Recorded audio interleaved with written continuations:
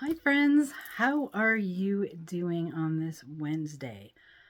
Today is my birthday, February 11th, and I want to wish everybody else, all the other Aquarians, happy birthday season, happy Aquarius season, and if you happen to be born on the 11th like me, happy birthday. I thought I would come on here and give you a little update on my progress, but what I've been up to. I have lost 14 pounds so far, and that is from I think the first time I weighed myself was the second week of December. So, so that's 2 months. In the past 8 weeks, I have lost 14 pounds. Um, but more importantly, I want to talk about some non-scale wins because not all the time you'll lose weight, and I know I won't keep this up for the entire year or however long it's going to take me to lose 130 pounds. Um, so those non-scale wins are going to be really important. And some things that I have noticed, this shirt that I'm wearing, I haven't been able to wear this shirt for the past 3 years. And when I bought it, um, 3 years ago, it was tight. And it's not anymore. So I've gotten like I've tried on 3 or 4 other shirts because I kept my old clothes because one, it's wasteful to throw things away, and two, I was really hoping to lose weight and get back into those clothes, and I have. Yay, yay, yay, yay. So that is one non-scale win. I've also noticed that it is easier to put my shoes on, to tie my shoes, put my shoes on, and tie my shoes.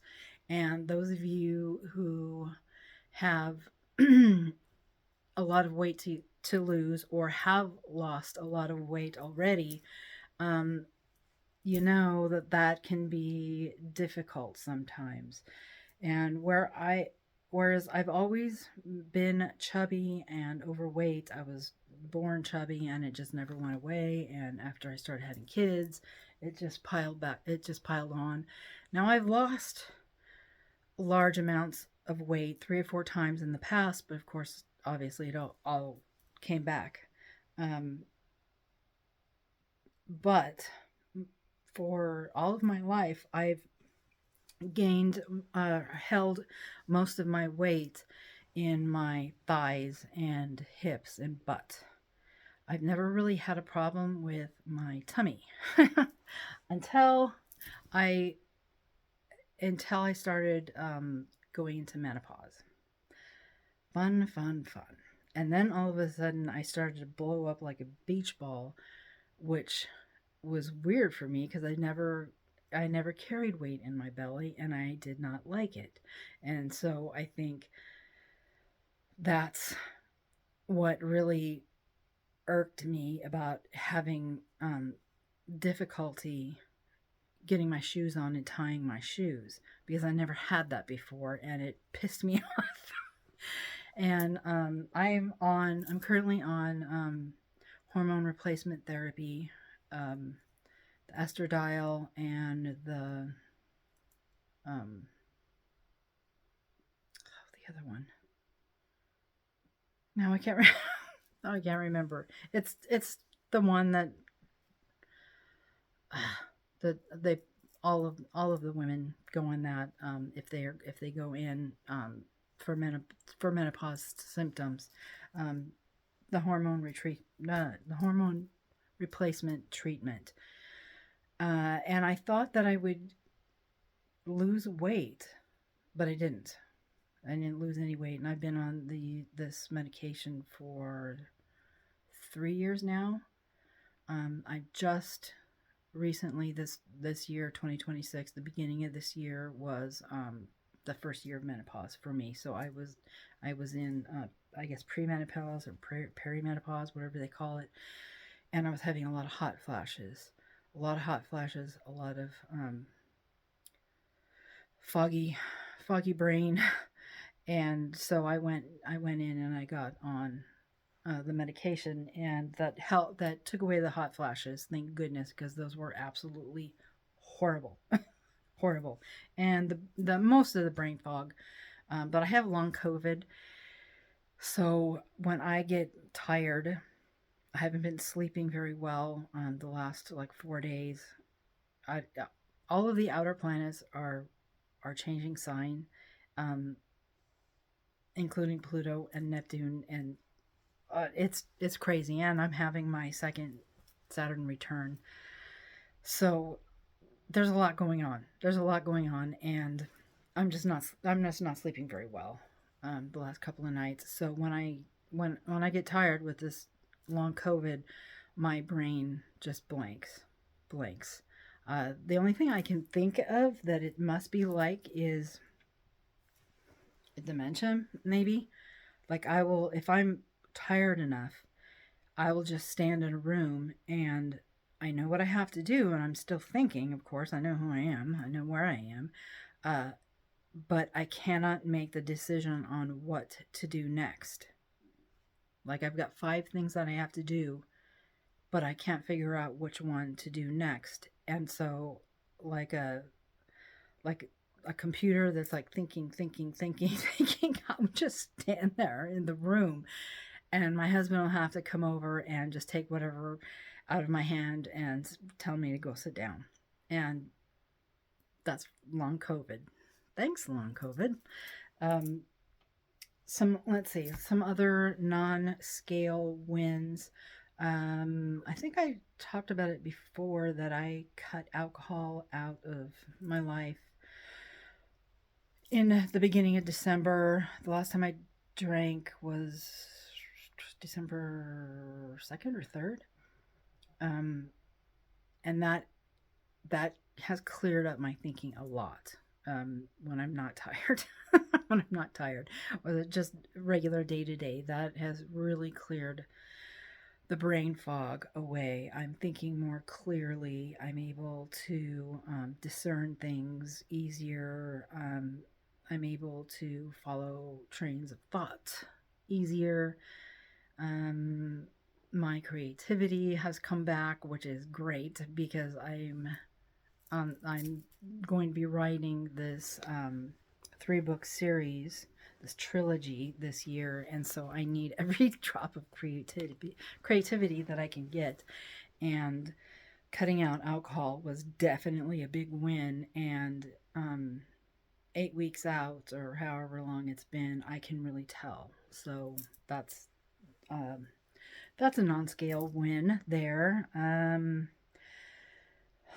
Let's see. Oh, energy. At the same time, well, not really at the same time, because that was hard enough. My chickens. I don't know if you can hear them out there. I got the window open, trying to air out the house. Um, I about a week or 2 after I quit drinking, I cut out caffeine, and I absolutely love coffee. I was only having 1 to 2 cups a day, and I would never have it like after 10 o'clock in the morning. But I was having every day, 4 years. I absolutely love coffee. Now I cut it out. I have, I think, twice, 2 or 3 times on mornings when I'm super tired. I'll drink a cup, thinking it's gonna make me feel better, think it's gonna give me energy, but for some reason caffeine has the exact opposite.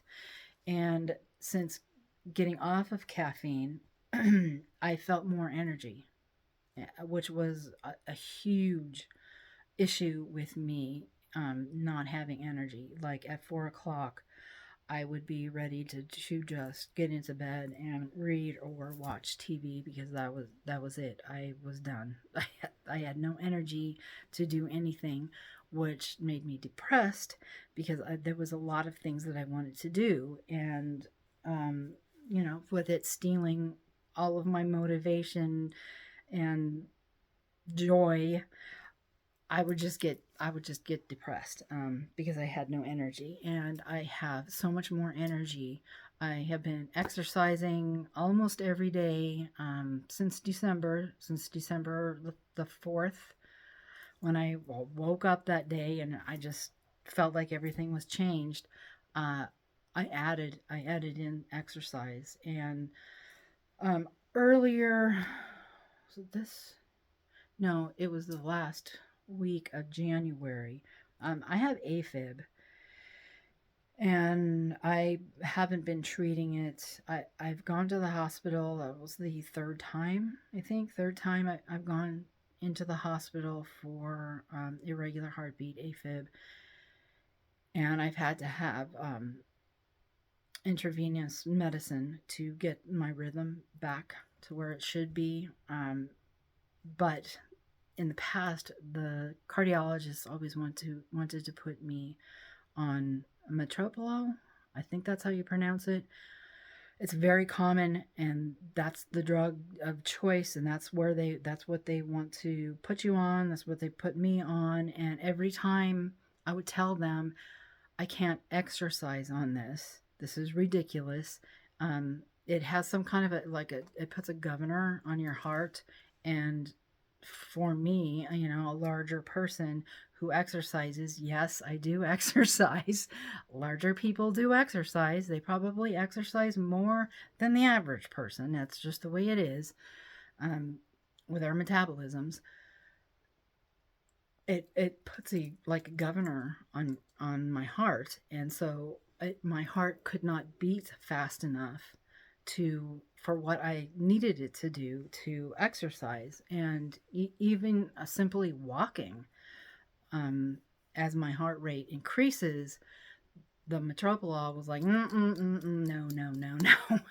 And so I went off of it. They kept putting it on, giving it to me, not listening to me, because I'm a woman, because I'm overweight. I don't know. They just wouldn't listen to me. So I just stopped taking it. And I hadn't really had a problem. And after cutting out caffeine and alcohol, I thought it was getting better. Like, I didn't feel the usual like my heart does. And it only does it for a second or two, and then it goes back. And it would have done that several times a day, to like off and on during the day, but it always went back. But after I cut out alcohol and caffeine, it lessened a lot. So I was surprised when I woke up in the morning. I think it was the 26th of January, somewhere around there. And my heart was just jumping. And I knew that it was out of rhythm and it wasn't going back. So it was so cold. Richard, it was already 7 o'clock in the morning. Richard was already up, and I called him, and we had to get dressed quick, take me all the way into town, into the hospital. They admitted me right away. After several hours, they got it back. They got it back into its rhythm. So I got through that. 2 days later, and I didn't exercise, of course, when I got out of the hospital. I was exhausted, or the next day I was recuperating, and I didn't exercise. The next day, this big snowstorm was going to come that weekend, and this was Thursday, and I thought, we better get to the store today, Thursday, and see if, try to beat the crowds and see if the store has food left. And I was walking out on the back porch to get into the truck, and ice. Richard had already went out there and spread the salt where he thought I was going to step. And I guess I stepped in a place where he didn't put any salt, and whew, my my foot flew out, and I hit the ground, my knee, and I hit my bad knee. Probably about, God, 6 years ago. Probably about 6 years ago, in our old house in town, which is the reason why we had to sell the house. It had an upstairs, and I was going upstairs one night. I was at the top of the stairs, and I fell back all the way down the stairs and broke my knee. And we had insurance, very expensive insurance. We were paying $1,200 a month for this insurance, and we had a $6,000, $6 or $8,000 deductible each per year. And we were still fixing up the house. We were almost done, but we're still fixing up the house, so we had no savings. All of our money was going into fixing this house so we could get it on the market. And I just didn't, obviously we didn't have $6,000 or $8,000. I just didn't go to the hospital. I'm sure I had a concussion because the next morning is weird. The next morning, my eye swelled up shut, and I got a black eye, which is weird because I hit this side of my head, and I couldn't walk for a pretty long time. The lack of healthcare in the United States, y'all. That is like, of all of them. I mean, there's a lot of things going wrong in this country, a lot of things, and the lack of healthcare, the lack of healthcare system in this country has always been right up there high on my list of things to hate about this country. Especially as you're getting older, and I'm pretty healthy, so God, my heart goes out to people who aren't healthy. Um, there are, for people not in the United States, you'd probably be shocked to find out that, and this was before COVID, so I'm sure I could find some more up to date uh, um, data on it, but even before COVID, 60,000 people a year were dying uh, because there's no healthcare system in the United States. 60,000 Americans a year. Of course, now it's more. And 70, something like 73, 75% of all bankruptcies in the United States are medical bankruptcies. People lose their jobs, they lose their cars, they become homeless. And I wasn't going to do that. I didn't know if they could take my house that we have spent all these years and every penny fixing up, and living in a hovel that most people wouldn't live in. That was a sacrifice that we were willing to make so that we could sell the house and hopefully upgrade to a single story house where I didn't have to do the stairs and pay cash. Because of this 10 years that we had been fixing up both of these houses and living in utter crap. But that was the sacrifice that we made, a decade of our lives and all of our extra money. And I was not going to give it as a donation to a for-profit hospital because I live in a country that will not give its citizens universal health care. Wasn't going to do it, so I don't know. And when I caught when I finally when we caught COVID, the same thing. I mean, this was years ago, and it still pisses me off. I was pretty sick with COVID, and I had already decided I was going to die at home. I could not leave my family in all of that debt. I was just going to die at home. I'd already made up my mind. Because you don't have any options living in this country if you aren't a billionaire and you can afford to pay out of pocket for the exorbitantly high medical costs. Way, way, way higher than anywhere else on the planet. Price gouging, like eye watering, unbelievable high prices for medical care. You have to be a billionaire to afford that, or if you're one of the very lucky ones who work for a company that gives you good health insurance. Most places do not offer, either don't offer insurance at all, or just offer you the cheapest, most crappiest insurance like we had, still paying $1,200 a month, mind you.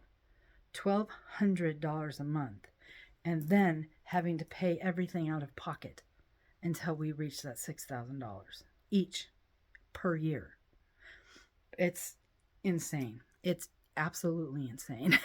And then once you reach that $6,000, you just have to hope that they will pay it.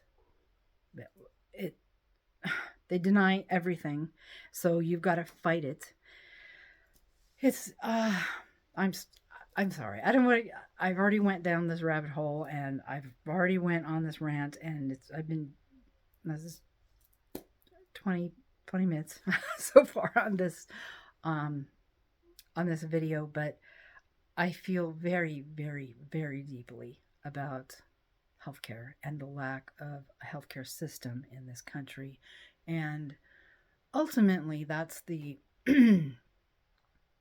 that was the dividing line, I guess. That was the last straw why we decided that we're going to leave the country.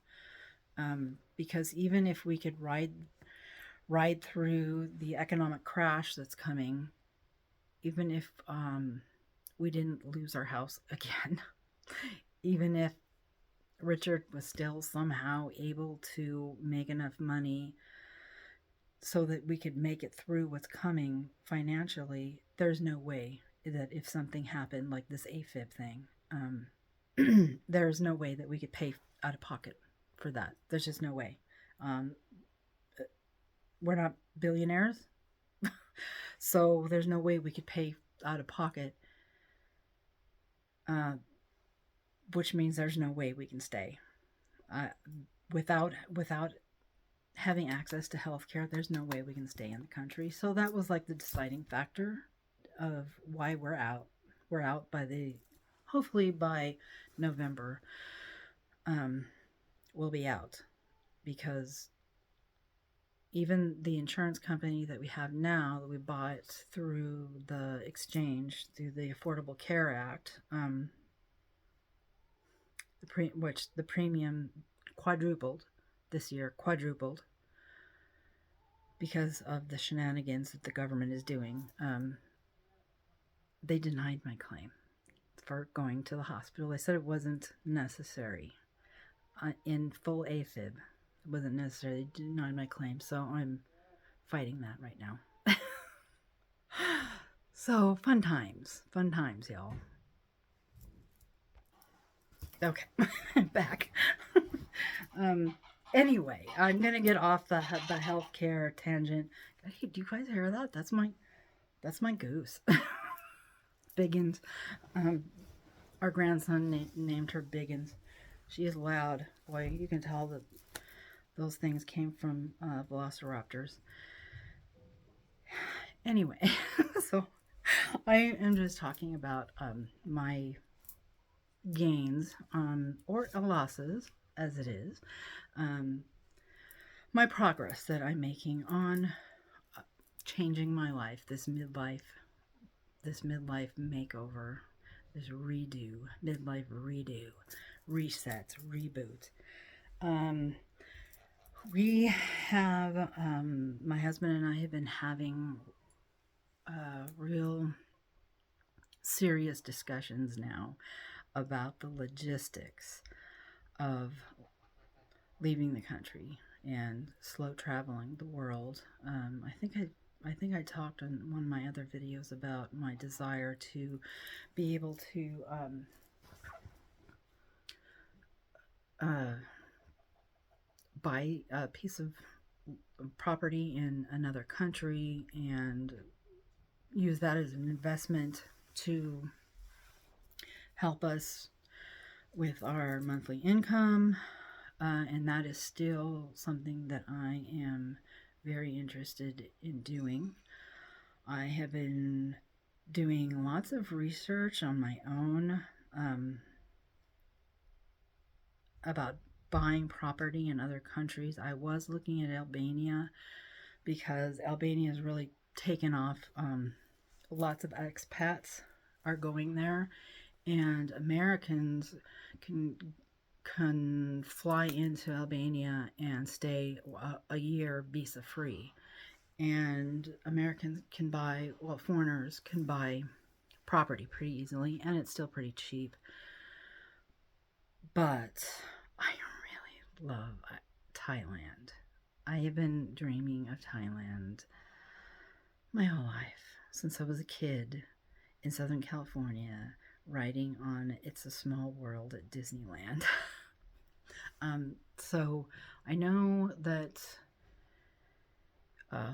there's some restrictions on how foreigners can buy property in Thailand, but we're thinking of, if it's feasible, buying a condo in Bangkok. There's a ton of condo buildings, of course, and there are ones that need work. So if we could get a deal, I don't know. We're just now exploring that option, but it's kind of starting to sink in about what all leaving the country is going to entail. I'm doing good with my weight loss. I'm doing good with my exercise every day. I'm doing good with regulating my mood and my nervous system and keeping my nutrition exactly where it needs to be. I don't know if I talked about this on one of my other videos, but I just finished a pretty detailed outline for the first book in my trilogy. And I started the outline for the second book, and I want to get all 3 outlines done before I start writing the first book, so I don't accidentally write myself into a plot hole or something. It's just easier, and then the writing process will go faster. So I'm making progress on that. So this month we're going to be making lists of everything that we're going to need to do before we leave the country, and that is selling everything we own, doing some repairs on the house, putting the house up for sale, selling the house. I guess we'll stay. We've got an RV that's what we lived in for 4.5 months while we were looking for a house to buy. We eventually bought this one, but we'll have to sell the RV. We'll have to sell our cars. Just the logistics of that and having that sink in. That's a lot. That's a lot of work. So I'm going to be working on making lists and timelines and realistically how long this is going to take. I would like to get the house on the market by the end of September so that we can get it on the market by the 1st of October, the first week of October, because I really, really want to be out by early November. And that's a lot, you guys. That's a lot. I think I'm going to need what are those stamps? Um, oh my gosh, it starts with an A. Apostille stamps for our birth certificates and our marriage license. And I need to do some more research on exactly how to get those. Those are stamps that you get your documents, your official documents stamped, and they are then recognized worldwide. So whatever country that you're going to, um, they'll they'll they'll accept that. We'll probably also need to get uh, like an address, a PO box. One of the courses that I bought previously and haven't gone through yet, but which I will. Well, I'll do that. Hopefully this month or next month.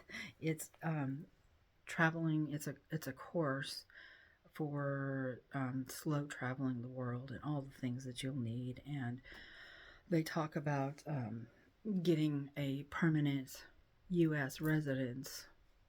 There are uh, companies that will do that.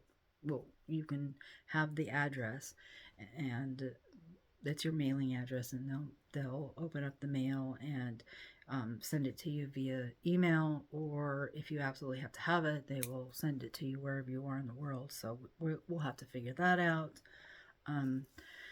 Change our driver's license to whatever state that is going to be in. So there's a lot. There's a lot involved in just selling everything and getting out. And I think that it's kind of, I mean, it's still not real, but I think the work that it's going to take is kind of hitting us. But I just, I just think I feel like it's the time to see that goose. It's crazy. It's time to travel the world. Like my whole life has been leading up to these moments, and this is the next step in my evolution, and I'm really excited about it. I'm really, really excited about it. It's a lot of work, yes, and it's kind of scary, very, very scary, but making the plans about it now and making the lists and doing the serious research makes it real.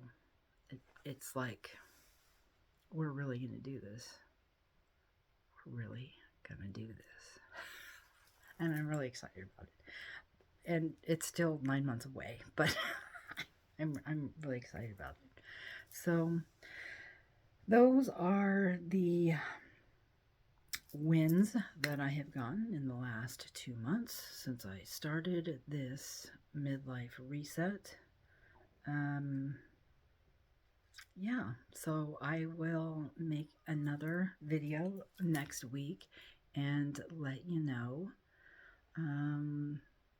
how I did for the week, and if I hit my goals, and if I didn't, what I learned about it, and if I have to pivot, I have to pivot.